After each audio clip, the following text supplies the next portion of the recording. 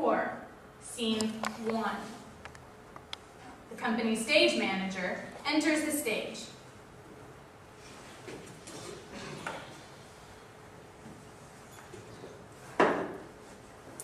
My word, a splendid stroke of Phaedrus's hitting on this splendid swindler. Sharp, would you say, or pompous, or merely rotund? I doubt I will recover from him the costumes he rented me. Gone forever, though I dealt with Phaedrus, not with him. To be sure, I had no dealings with him. I trusted them to Phaedrus himself. However, I shall keep my eyes open. Well, during this brief intermission, until he comes out, I will show you around this locale where you can readily find men of every pure and impure type, so that no one will have to labor too laboriously if he wishes to meet anyone vicious or virtuous, worthy or worthless. In case you wish to meet a perjurer, go to the Forum Assembly. For a liar and braggart, try the Temple of Venus of the Sewer. God bless you. The goddess of the Cloaca Maximus, where all Rome's cred enters the Tiber. For wealthy married spendthrifts, the Basilica. There too will be worn-out whores and their riffraff clients, while at the fish market are the glutton gastronomes. In the lower forum, citizens of repute and wealth stroll about. In the middle forum, near the canal, there you will find the merely showy set. Above the lake are those brazen, garrulous, spiteful fellows who boldly decry other people without reason and are open to plenty of truthful criticism themselves. Below the old shops are those who lend and borrow upon usury. Within the temple of Castor and Pollux are pickpockets, con men, and other disorderlies. The Tuscan quarter is where the male whores sell themselves. In the Velebrum, fences and sellers of stolen goods. From virtue down to trash, there is plenty. But there, the play is ready to begin anew. I'd best hold my tongue and disappear, slip back with you to Epidaurus.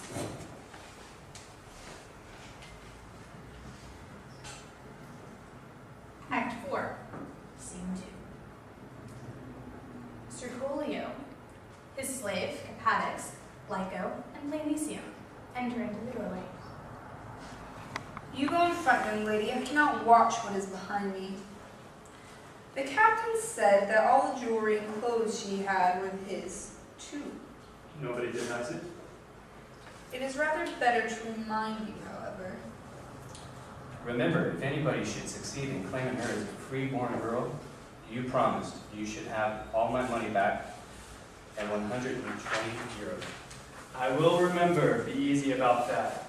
Yes, I say so again now. And I shall want you to remember all this, too.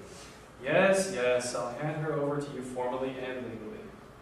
Or receive anything formally and legally from a pimp. Fellows that own nothing but the bare tongue they swear off honest debts with. You fellows are not the owners of those you formally and legally sell, those you set free, those you order about. You have no title to them, and you yourselves can give no one else a title to them. In my humble opinion, the whole pimp tribe occupies the social positions of flies, gnats, bugs, lice, and fleas. You are a pest, a plague, a general nuisance of no good to anybody, and no decent person dares stand beside you in the forum. If anyone does, he is censured, aye, condemned. He is on the road to ruin, they say, even though he has done nothing. Yeah, pretty acquaintance with sometimes. In my opinion, why not? And by heaven, I put you people in the same class and category. You match them perfectly. They at least do business in private. You in the open forum. You mingle men with usury. They with vile solicitation and dens of vice. The people you have passed bills without number against you, and once they pass them, you smash them. You always find some loophole. To you, laws are like boiling water that soon grows cold. I wish I kept my mouth shut. There is much hard thinking behind those hard words. Hard words are hard if spoken to those that do not deserve them. But if they do deserve them, soft, at least in my opinion. None of your surety for me, or any other pimps either. Anything else, Lyco? Goodbye, goodbye. Goodbye.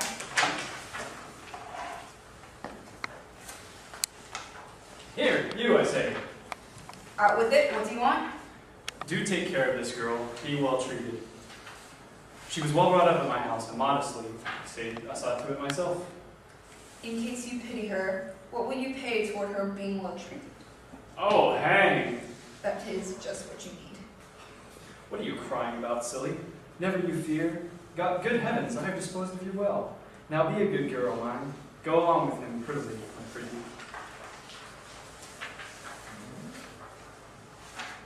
Well, Semanus, anything more I can do now? Goodbye, and good luck to you, for you have been most accommodating with your time and money both. Give my best regards to your patron. I shall do so. Curculio exits with Paisium and the slave. Anything further, Tim? The payment of that 40 euros, so that I may look out for myself till things go better with me. You'll be paid. Send for it tomorrow. Lyco exits. Seeing that I've managed that affair well, I must go in the temple here and pray. Why, I bought that little girl for 40 euros, long ago when she was only a little thing, but I've never set eyes on the seller since. Dead, I dare say. Well, what's the odds? I have the cash. When the gods are propitious to a man, they throw money in his way. They certainly do. Now to offer sacrifice, I'm resolved to take good care of myself. Capatix exits.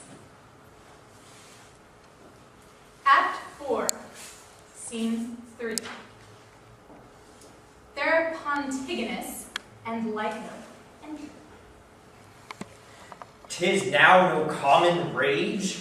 This genuine rage of mine is the very same rage which drives me so well when I destroy cities. Now, unless thou dost hastily make haste to give me the 120 euros I left with thee, make haste to leave this life. And by heavens, 'tis now with no common warmth. I'll make things warm for thee, but with that same self warmth with which I am not wont to make things warm for him to whom I owe nothing. No insolence to me, fellow, and think not of entreaty. And there'll be no forcing me, fellow, not me. To return you your money twice over, I won't do. I expected this very thing when I trusted it to you, that never a penny would you return. Then why do you come for me for it now?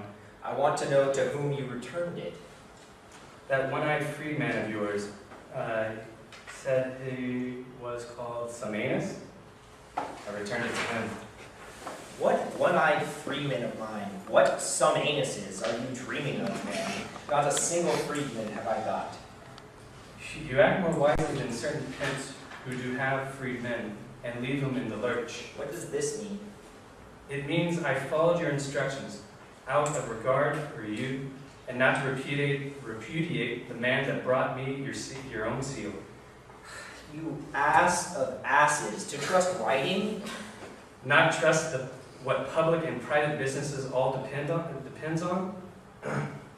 I'm going. Your account is duly settled. Farewell, warrior. Farewell, is it? Or fare the other way to the end of your life, if you like. Little that I care. What shall I do now? What good is it to conquer kings if this is oh, narrator.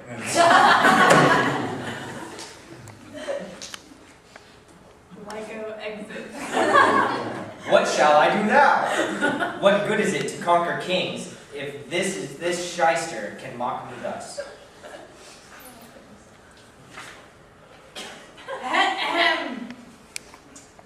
Act 4, Scene 4. Capatix enters, waddling out of the temple. When the gods are propitious to a man, he is a man they are not angry with, I think. After I offered sacrifice, it occurred to me the banker might leave the country, and I'd better demand my money so as to let it go into my stomach rather than his. Good day to you, sir. Good day, I say. Good day to you, Theropontagonus Smackahead. In honor of your safe travel in Epidaurus, here at my house today, you shall have a lick of salt. Much obliged. Only I have arranged to give to you the very devil.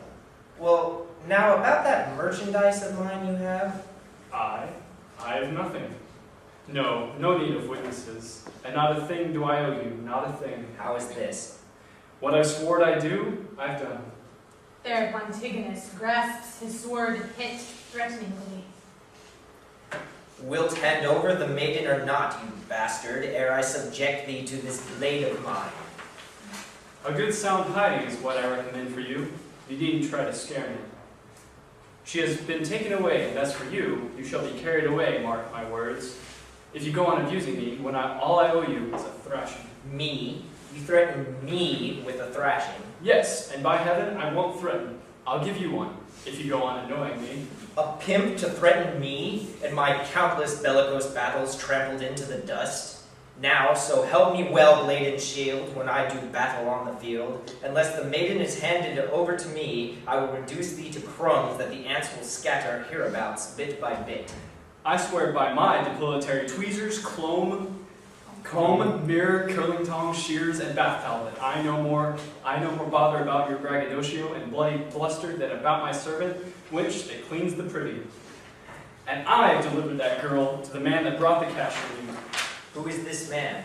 He said he was a freedman of yours. Samenus? Of mine? Aha, by heaven, now that I think it over. It is Curculio. He has tricked me. He stole my ring. Lost your ring, have you? Our captain has lost his army. Where shall I find Curculio now? Curculio? A weevil? In amongst the wheat, most likely. I warrant you will find 500 Curculios for that matter, instead of one. I'm going myself. Fare thee well, bless you. Fare thee ill, curse you. Hepatic. What shall I do? Stay or go? I to have my face smeared in this fashion? Oh, I long to give a reward to the man that shows me where he is. Thereupon Antigonus storms off in bloodthirsty rage.